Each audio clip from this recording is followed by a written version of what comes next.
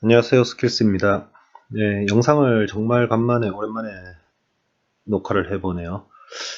자, 저희 멤버들과 같이 트레이딩을 하는 중에 이동평균선에 대해서 설명이 필요하다는 요청이 들어와서 제가 한번 영상을 녹화하게 됐는데, 제가 이제 제 영상을 보시면 알겠지만 뭐 어떤 편집하거나 아니면 뭐 그러질 않기 때문에, 그리고 상업 목적으로 만든 게 아니기 때문에 보면 이것저것 막 얘기를 하다 보니까 강의도 길어지고, 어, 이제 최근에 이제 좋은 영상들 올려주는 뭐 편집도 하고 뭐 이런 것처럼 잘 만들고 싶어도 제가 능력이 안 되고 시간도 없기 때문에 어떻게 한번 설명을 해보긴 하겠지만 그걸 감안해서 설명이 길어지거나 지루하더라도 양해해 주시기 바랍니다. 이동평균선, 무빙 에버리지. 이게 대표적인 보조지표인데 저희 멤버들도 다 저 역시 마찬가지고 보조지표를 활용은 하지만 이게 보조지표를 중심으로 거래를 하지는 않고 있죠. 그렇지만 이동평균선 거래 방법도 상당히 강력한 무기다. 특히 이동평균선은 추세 시장에서는 추세 매매를 하는 데에서는 뭐 아주 단순하고 아주 강력하고 직관적이고 강력하죠. 대신 이제 추세의 전환되는 시점 판단하기 힘들고, 그리고 급등 급락하는 곳에 대응하기가 힘듭니다. 그 이유에 대해서 한번 살펴보도록 하겠습니다. 자, 우리가 이제 거래를 하게 되면 추세라는 것은 상당히 중요하죠. 추세 방향으로 거래를 해야 확률 높은 거래가 될 것이고, 추세 반대 방향으로 거래하면 항상 이제 손실을 보는 거래 확률이 높을 텐데, 그런 부분에서 추세를 읽어내는 것은 상당히 중요합니다. 그리고 그 방법은 수많은 보조지표 중에서 이동평균선이 가장 추세를 보기에 좋은 도구 같아요.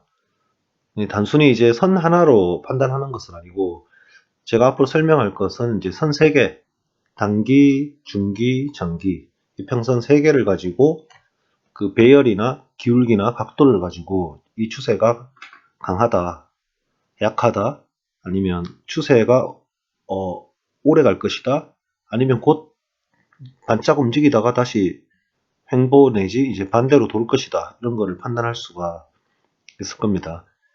그리고 이제 여기 세 번째 보면 이동평균선의 한계, 그러니까 갑자기 급등 급락하는 움직임에 대해서 반응이 늦죠. 왜냐하면 22MA라는 것은 21선, 뭐 흔히 말하는 5일선, 21선 이렇게 얘기하는데, 그 일이 날짜를 얘기하는 것은 아니에요. 22MA라고 하면 20SMA도 마찬가지고, 21선이라고 하면 현재 내가 보는 타임 프레임의 캔들 20개의 종가를 평균한 값이라고 생각해야 돼요. 그러니까 캔들 개수라고 쉽게 이해하시면 됩니다. 그렇기 때문에 갑자기 마지막 캔들이 예를 들어 22MA는 20개의 현재 가격, 현재 캔들, 현재 가격이 바로 현재 캔들이죠. 그러니까 현재 캔들 기준 과거의 20개의 캔들의 평균값인데, 갑자기 마지막 캔들이 현재 캔들이 급등을 해버렸어요. 급등이나 급락을 해버렸어요. 그러면 제 아무리 평균을 내봐야 이 캔들 가격의 변동폭에 이 평균선이 따라가지를 못하는 거죠. 그런 단점이 좀 있습니다. 그리고 그런 단점을 극복하는 방법도 있습니다. 그 언제 이동평균선이 뭐 크로스가 되고, 이게 이평선 보면 장기 단기 보통 하는 이제 네이버나 이런 데 찾아보면 매매법이 장단기 이평선 2개를 꺼내놓고 뭐 골든 크로스냐 데드 크로스나 이렇게, 골든 크로스 때는 매수, 데드 크로스일 때는 매도, 뭐 이런 식으로 설명하는데 맞는 얘기긴 한데, 그것만 가지고는 매매하다가는 돈 다 잃죠. 한계가 있습니다. 여러 가지 조합해서 볼 필요가 있고, 그때 이제 언제 크로스 될 거냐 한 발 앞서 가지고 보는 방법이 MACD를 활용하는 방법. 골든 크로스, 데드 크로스, 그게 왜 실패 확률이 높냐? 크로스 날 때 이미 보면 가격이 움직여 있거든요. 가격이 움직였기 때문에, 즉 뒤집어 얘기하면 가격이 움직였기 때문에 그 평균치인 이동평균선이 크로스가 나온다는 거죠. 그러면 우리가 이제 크로스를 확인하고 거래를 딱 하려고 보니 뭐 이미 움직였고, 또는 그때 이제 골든 크로스가 나서 매수 포지션 진입을 했는데 이미 올라와 있기 때문에 크로스가 난 거죠. 만약에 이제 골든 크로스가 났다는 거는 그 이전 추세는 반대인 거죠. 골든 크로스라는 거는 단기 평선이 중기 평선을 뚫었다는 건데, 장기 평선을 뚫었다는 건데, 그러면 크로스가 났다는 거는 그 이전에는 반대로 형성되어 있었다는 거죠. 장기가 위에 있었고 단기가 밑에 있었다는 거죠. 근데 이제 가격이 올라갔기 때문에 단기 평선이 치고 올라가서 크로스가 났다. 근데 크로스 난 시점에 가격을 보면 이미 올라가 있거든요. 그리고 그 시점에 매수 진입하면 조정 왔다가 올라가는 경우가 굉장히 많고, 아니면 그게 이제 반짝 단기 추세여서 조정이 아니고 다시 내가 매수 진입한 시점부터 다시 떨어지는 경우도 많거든요. 그래서 단순히 이제 두 개의 평선을 가지고 골든 크로스, 데드 크로스만 보고 거래를 하다가는 낭패를 본다. 좀 그런 내용들을 한번 쭉 살펴보겠습니다. 자, 이 평선은 이거 예전에 제가 만들어 놓은 자료인데, 여기 보시면 일정 기간 동안 변동성의 평균하여 선으로 표현한 것이다. 말 그대로 평균선입니다. 평균선. 가격의 평균선. 자, 이게 보면 SMA도 있고 EMA도 있고 여러 가지가 있는데, 지수이동 평균이라고 가중치, 최근 가격의 가중치를 둔 EMA를 주로 사용하죠. 계산 공식을 보면 SMA는 단순 5일선이라고 하면, 5SMA라고 하면, 이게 가격이라는 거는 캔들이죠. 현재 캔들, 이전에 5개 캔들, 현재 캔들 포함한 5개의 캔들의 종가 더하기 나누기 5입니다. 말 그대로 평균 값인 거죠. 단 이제 EMA는 원리는, 이론은 그렇습니다. 이게 이제 우리가 이제 트레이딩을 한다는 거는, 기술적 분석으로 트레이딩을 한다는 거는 과거의 가격 변동을 우리가 분석을 해서 미래의 가격 변동을 예측하고 대응하는 거잖아요. 그렇죠? 그러면 최근 가격 움직임이 미래의 예측에 훨씬 많이 관여를 하고 반영을 한다. 이런 개념이 적용된 게 EMA입니다. 계산식만 봐도 맞죠? 마지막 최근 가격을 가중해서 2배로 합산하고 총 6개, 5일이 평선이지만 마지막에 현재 가격을 한 번 더 더해주고 6으로 나눠줍니다. 그리고 이 전체 가격의 평균값이 아니고 이때 계속 이제 전일 평균. 그 얘기는 이제 여기서부터 현재 가격 기준으로 5일 평선이니까 현재 가격 기준으로 6개지만, 얘는 마지막 6번째, 그러니까 마지막 5번째, 얘의 값은 이 5번째 캔들 값이 아니고 이걸 기준으로 5개의 평균 값을 다시 평균하는 거죠. 그래서 지수 이동 평균이라고 부르는데, 뭐 복잡하면 기억하실 거는 EMA가 최근 움직임에, 최근 급등 급락하는 움직임에 SMA보다 약간 민감하게 반응을 한다. 이렇게 정리해 주시면 됩니다. 그리고 우리가 이동평균선의 장단점을 보면 이 큰 추세를 한 번에 파악하기 쉽다. 우리 왜 차트에서 추세선, 이건 제가 이렇게 차트에서 지금 최근에 이제 달라인인데, 눈으로 봐도 뭐 추세선을 안 꺼도 눈으로 봐도 상승 추세다. 누구나 알 수 있잖아요. 맞죠? 이 차트가 만약에 뒤집혀 있다. 눈으로 봐도 그냥 하락 추세다. 알 수 있죠. 하지만 EMA를 키면 더 잘 확인할 수가 있다. 자, 요런 의미. 그다음 추세 판단의 신뢰도가 높다. 그리고 추세가 전환되는지 일시적인 조정인지, 그러니까 눌림이나 이 추세의 강도가, 추세가 강하다, 상승 추세가 강하다, 하락 추세가 강하다, 약하다, 그리고 이 추세가 꽤 오래 갈 것 같다, 아니면 곧 끝날 추세, 단기 추세다. 그리고 상승 추세 같으면 눌림이 어느 정도까지 올 거다, 하락 추세는 되돌림이 어디까지 올 거다, 즉 조정이 어디까지 올 거다, 어디까지 조정 오고 조정받고 다시 추세 방향으로 갈 거다, 이런 것들을 판단하기가 이동평균선이 아주 편리하다는 거죠. 이동평균선의 최대 장점은 추세장에서는 이만큼 강력한 툴이 없다. 그리고 단점은 큰 추세는 우리가 장기 추세, 길게 가는 추세는 판단하기 쉽고 신뢰도도 꽤나 높지만 단기 추세 반영은 늦다. 즉 이제 급등락하는 가격 흐름을 반영하는 타이밍이 늦다. 좀 전에도 얘기했지만 골드크로스 나서 이제 매수를 하려고 봤더니 이미 가격이 올라 있더라. 물론 그 올라 있기 때문에 최근 가격이 올랐기 때문에 골든크로스가 난 거죠. 데드크로스는 최근 가격이 하락했기 때문에 그 하락한 거를 평균치를 내보니 데드크로스가 나오는 거고. 그래서 급등 급락하는 가격 흐름을 이평선이 반영하기에는 타이밍이 늦다. 예를 들어 장대 양봉이 출현했을 때 캔들이 다 완성된 이후에야 가격 반응이 평균 가격에 반영이 되어 이동평균선의 좌표값이 정해지기 때문에 당연히 늦죠. 그래서 후행성 하는 얘기가 나오는 겁니다.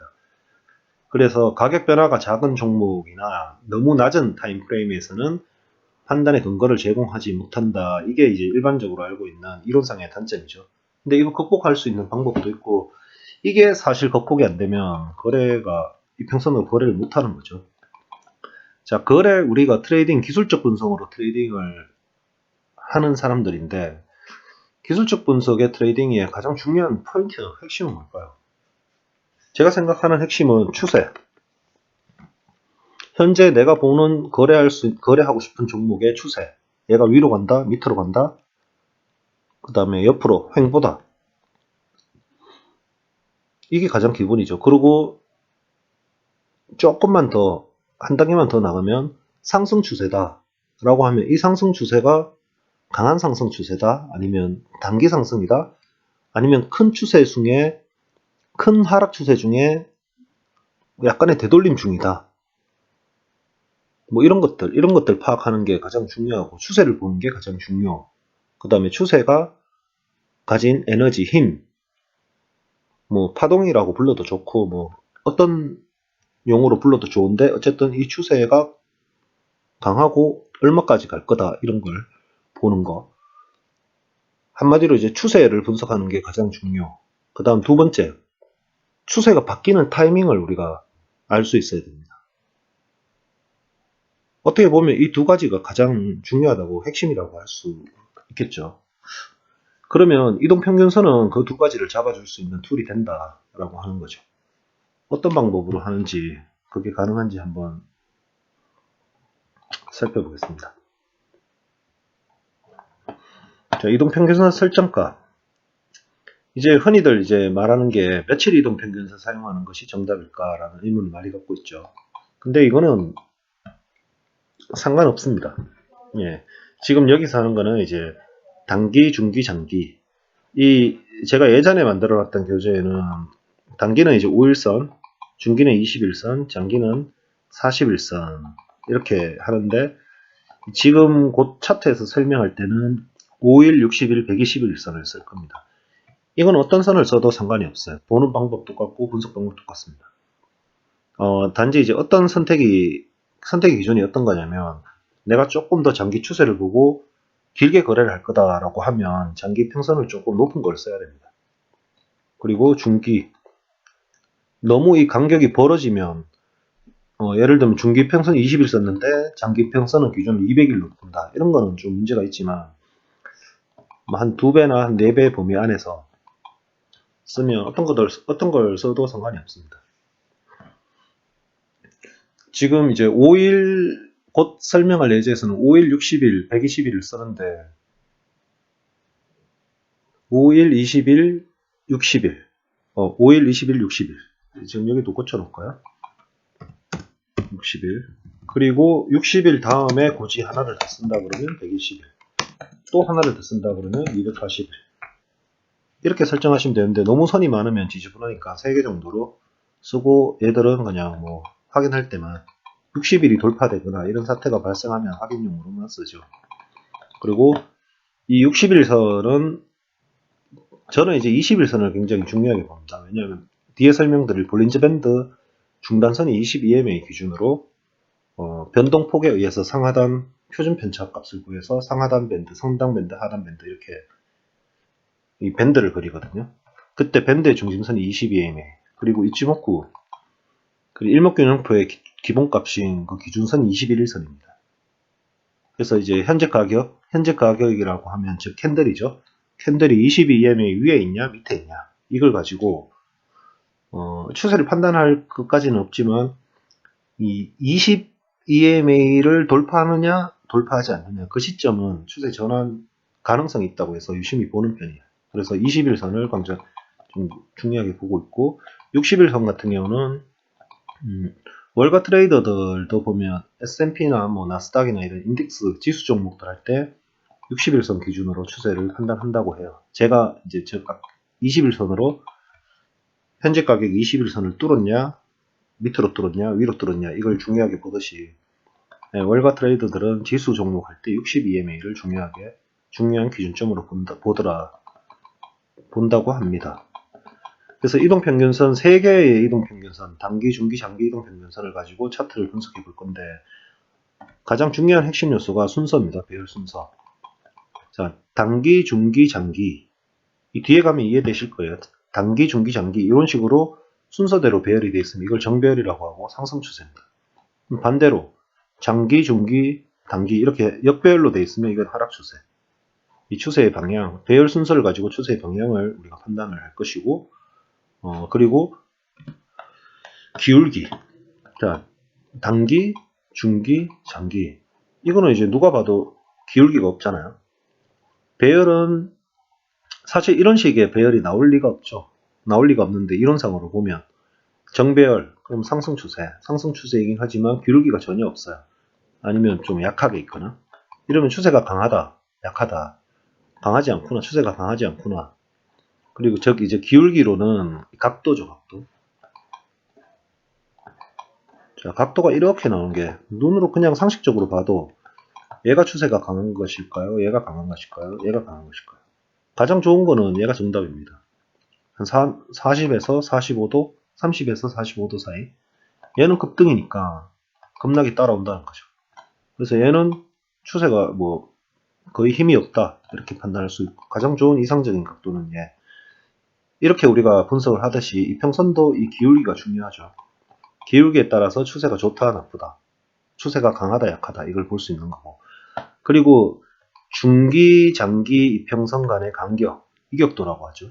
이격도만 보는 지표들도 꽤 있습니다. 그리고 뒤에 설명드릴 MACD 역시 이평선 간의 이격도를 보는 뭐 MACD, 뭐 확산과 발산 뭐 이건가? 이 이격도를 보는 툴이긴 한데 이 간격이 이격도가 중기, 장기, 이평 간의 간격이 점점 벌어진다, 점점 좁혀진다. 이런 걸 가지고 어떤 걸 판단할 수 있느냐? 이 추세가 계속 갈 거다? 아니면 이제 거의 추세 끝 무렵이다? 이걸 판단할 수 있습니다. 자, 마저 내용 다 됐으니까 마저 보고 차트를 보겠습니다. 자, 이평선이 배열 순서가 어떻게 정해지냐면 그 전에 이거를 앞에 이 내용을 먼저 잘 이해를 하셔야 돼요. 단기 이평선, 5일 이평선은 현재 기준으로 캔들 5개의 평균 값이잖아요. 22MA는 현재 기준으로 캔들 20개의 평균 값입니다. 그죠? 그리고 42MA는 현재 기준으로 캔들 40개의 평균 값입니다. 그러면 이 선이 그러니까 장기 평형으로 갈수록 선이 완만하게 표현되고 단기일수록 현재 가격에 민감하게 반응할 수밖에 없는 거죠. 자, 이게 정배열 상태입니다. 지금 단기가 제일 위에 있고 중기가 가운데 있고 장기가 있습니다. 이게 정배열이죠. 지금 상승 추세입니다. 추세가 전환될 때는 어떤 순서로 되느냐 나중에 차트에서 확인해 볼 건데 단기가 먼저 중기를 뚫고 내려옵니다. 그리고 두 번째 단기가 장기를 뚫고 내려옵니다. 단기가 장기까지 뚫고 내려왔다 그러면 가격 변동이 이렇게 내려오는 이 평균 값들이 중기에 적용이 되니까 얘도 끄트머리가 서서 끌려 내려옵니다. 그러다가 결국 이 중기가 장기마저 뚫어버립니다. 그래서 역배열이 만들어지는 거죠. 장기, 중기, 단기. 이때부터는 이제 하락 추세로 우리가 판단할 수 있는 거고. 그리고 상승 추세. 역배열에서 다시 상승 추세로 전환될 때도 마찬가지 순서로 갑니다. 단기가 먼저 중기를 뚫습니다. 이게 다 가격이죠, 가격. 가격이 하락하다가 점점 높아지면 5일 이평선은 현재 가격 기준 최근 5개잖아요. 그럼 여기까지의 평균 5개, 이평선은 평균값은 여기라고 치면 하나가 더 진행됐어요. 그럼 마지막 거는 빠질 것이고, 그죠? 새로운 이평선 가격, 약간 상승한 가격까지 평균값이 적용돼서 평균치가 살짝 높아질 거고, 또 상승 캔들이 하나 나왔어요. 그럼 마지막 거는 또 제외되고, 현재 최근 거 기준으로 5개 계산해 보니까 또 평균값이 살짝 높아져요. 이평선이 그려지는 공식은 이렇습니다. 그래서 마지막 가격이 최근 가격이 점점 상승하면 단기 평선부터 꼬리가 치켜들면서 중기를 뚫어버리죠. 이게 골든 크로스입니다. 그리고 계속해서 상승한다 그러면 단기 평선은 계속 위로 꼬리를 들면서 계속 올라갈 것이고 기울기가 점점 가파르게 나올 거고 결국은 장기평까지 뚫습니다. 그리고 계속 가격이 상승하면 여기까지 진행되면 가격이 최근 가격은 계속 상승하니까 중기까지 20개의 평균값인 중기 평선까지 꼬리를 치켜들면서 서서 이렇게 장기를 뚫게 됩니다. 그러면 단기, 중기, 장기 이런 정배열이 만들어지면서 이제 상승 추세 시작 이렇게 보는 겁니다. 이론상으로는 이렇습니다. 하지만 이제 실전은 그렇지 않죠. 야 여기 단기가 중기 뚫었네. 데드 크로스야 숏 치자 이랬는데 가려다가 여기서 다시 말려 올라가요. 이러면 손절나는 거죠, 맞죠? 그리고 야 하나만 더 확인해. 자, 단기가 중기를 뚫었네. 단기가 장기마저 뚫는지 확인하자. 뚫었어요. 이제 곧 중장기도 크로스 될 거야. 데드 크로스 나올 거야. 숏 쳐.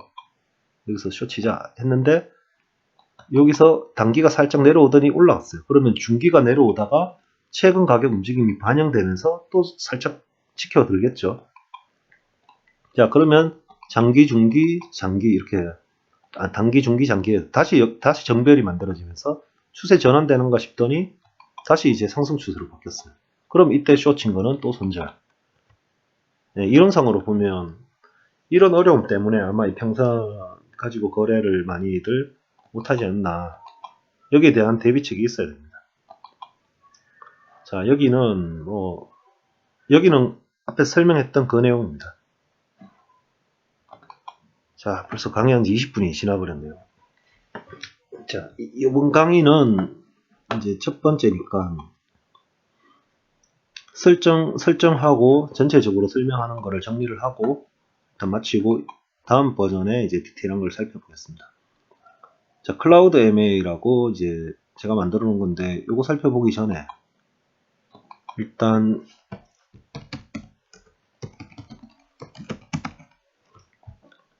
트레이딩뷰에서 제공하는 기본 이평선 그 다음에 EMA, SMA, EMA의 차이를 한번 먼저 살펴보겠습니다. 자, 요건 SMA죠. 얘를 한 20일선 줘볼까요? 그리고 종가 기준으로 캔들 20개의 단순 평균 SMA죠. 얘를 파란색으로 그리고 EMA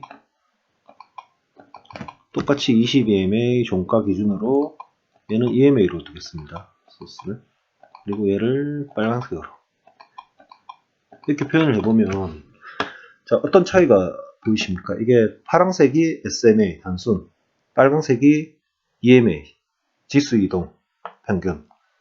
자, 최근의 가격이 자, 엎치락 뒤치락 하다가 최근 가격이 이렇게 급등할 때 누가 더 반응을 잘하는지 이게 차이입니다. 이렇게 하락했을 때 상승하고 하락했을 때 조금 더 민감하게 반응하는 놈은 빨간색이죠. 그 이유는 앞에 제가 계산식으로 설명드렸듯이 조금만 더 깊이 생각해 보면 이해는 됩니다. 자, 이거를 조금 더 계산하기 편하게 OEMA로 한번 해볼까요? 5일선 20개까지 생각하면 더 힘드니까 단순하게 5일선.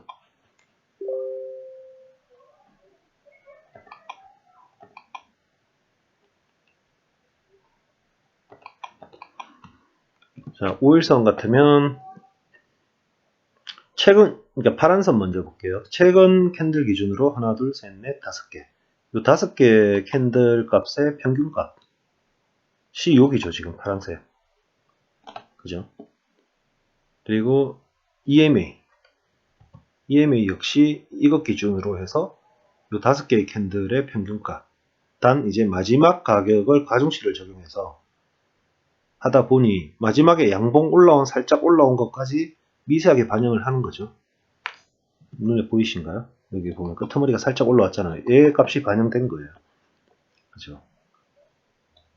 그런 차이가 있습니다. 정리하자면 EMA는 약간 SMA보다 반응이 약간 빠르다. 최근 가격 변동에 대한 반응이 약간 빠르다. 이렇게 정리를 하시면 될 것 같습니다.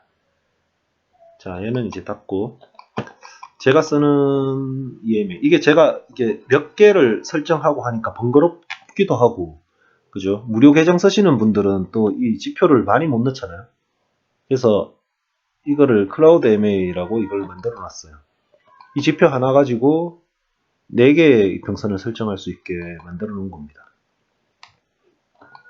그리고 일단 설명을 위해서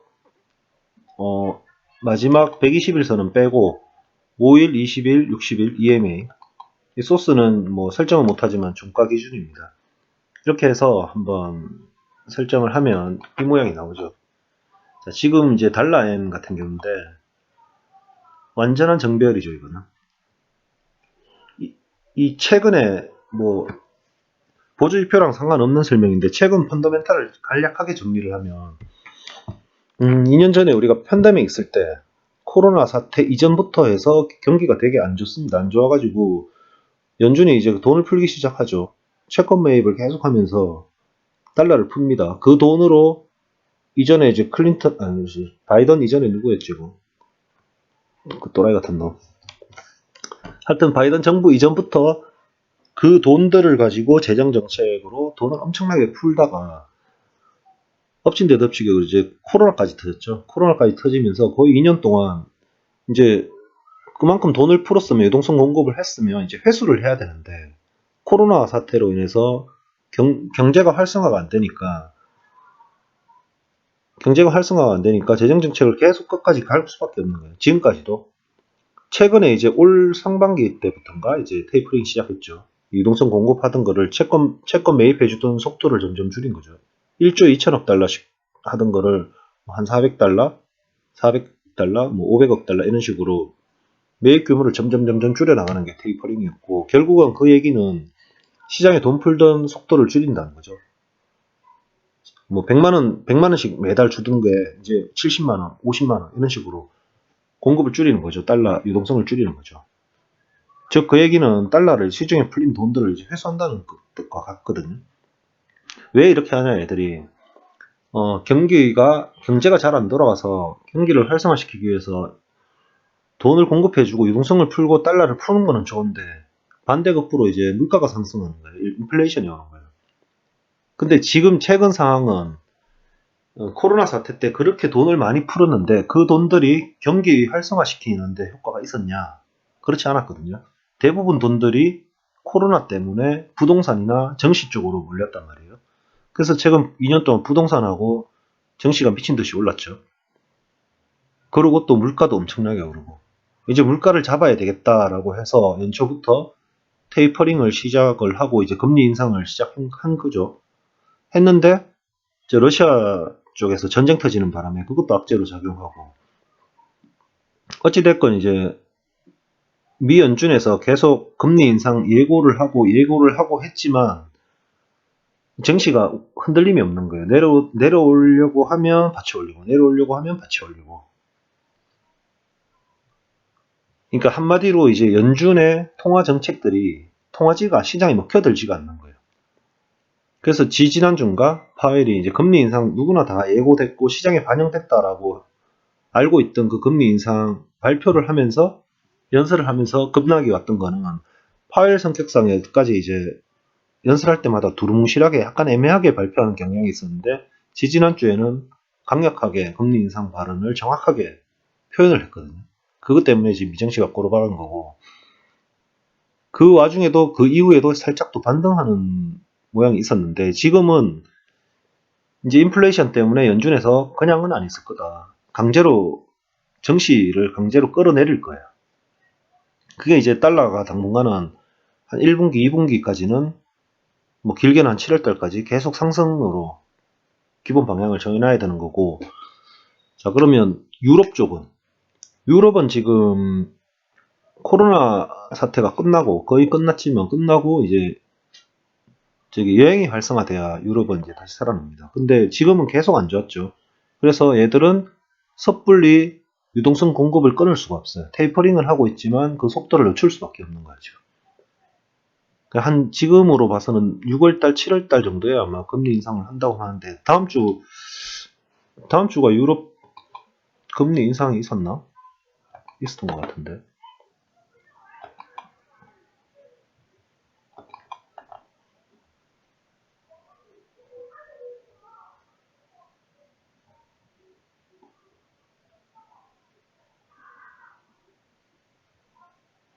(5월 2일) 뭐 하여튼 유럽 쪽은 당장은 계속 하라.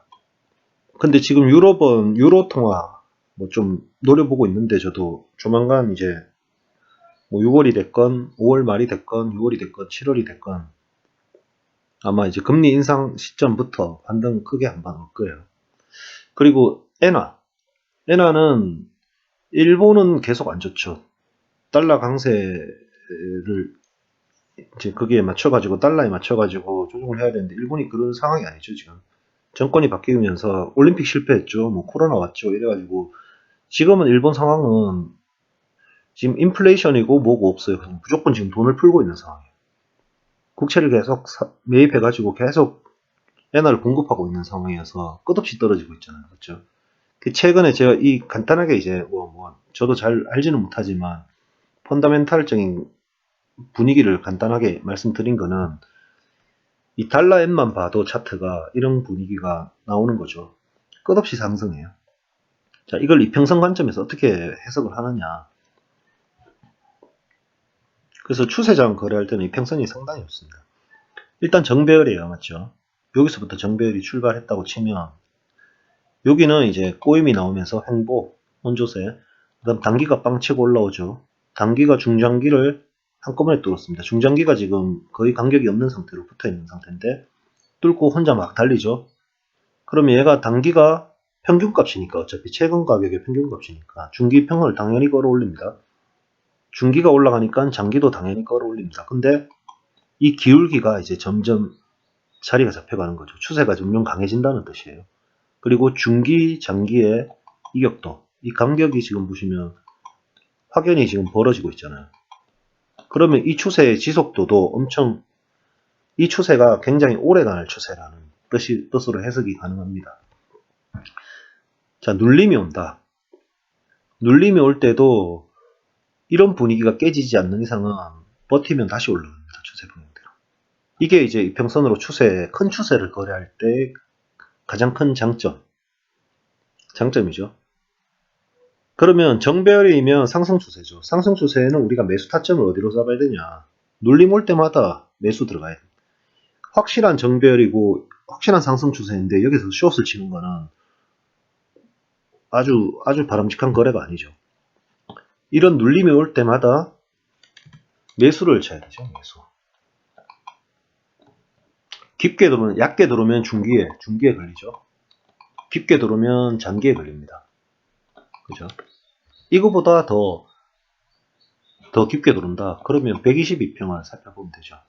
근데 이거는 122평까지 볼 필요가 없는 게,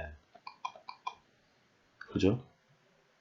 122평까지 볼 필요가 없는 게, 이 기울기나 간격이나 이런 것들이 전혀 무너지지가 않았어요.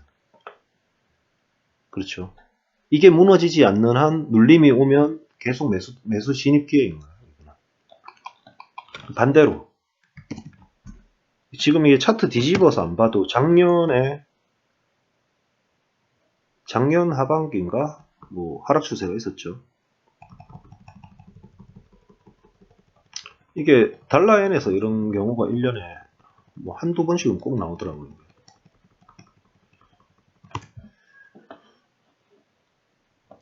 일단 차트 찾아보시면 제 기억에 작년에 달러엔이 또 아주 좋은 역배열 찬스가 또 있었어요. 자, 이걸로 한번 살펴볼까? 뭐 이것도 이제 역배열이죠.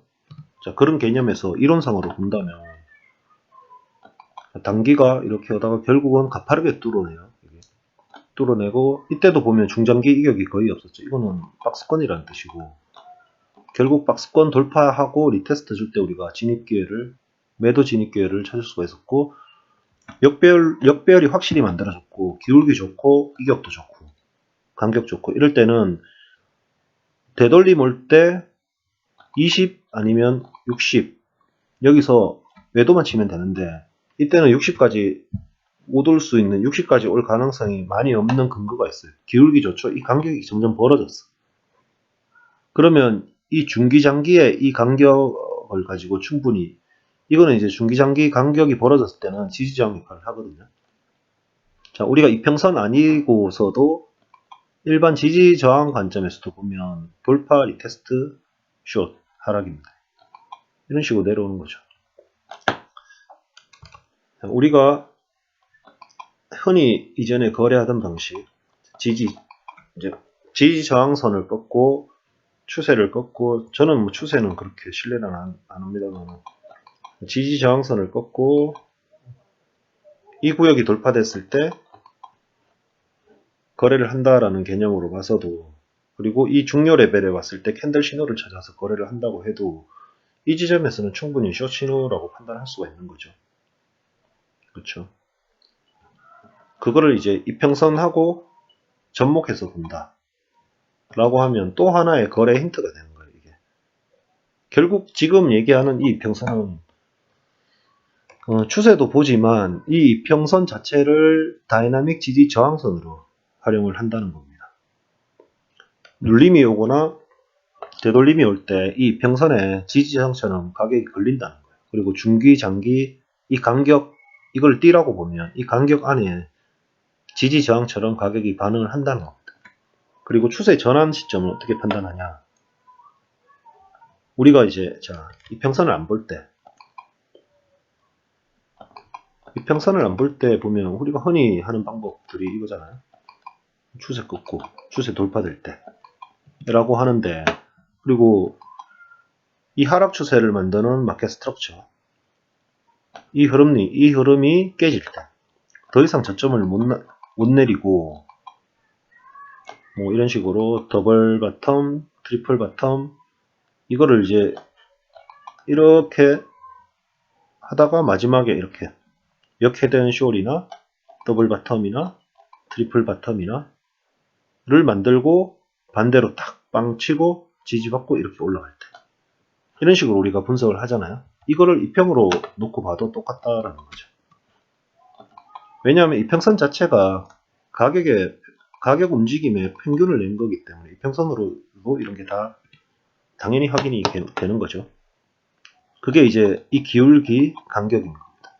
자, 이 단기 이평선을 보면 점점 이 하락 속도가 이 기울기가 이렇게 내려가는데 이렇게 완만해진다는 걸 우리가 알 수 있죠. 그러다가 결국 자 중기를 뚫어냅니다. 중기를 뚫어내고 바운스를 주면서 장기까지 뚫어냅니다. 그러면 우리가 이제 일반적으로 거래를 해도 여기가 추세 전환의 넥라인이고 돌파를 하고 나면 여기서부터 매수 진입이 가능해지는 거죠. 더 빨리 한다 그러면 여기 이평선 관점에서 봐도 그게 충분히 가능하다. 그리고 이런 식의 기울기가 나오기 시작하면 앞으로 추세 전환 가능성이 높다 라고 볼 수 있는 거죠. 그러니까 실제 보면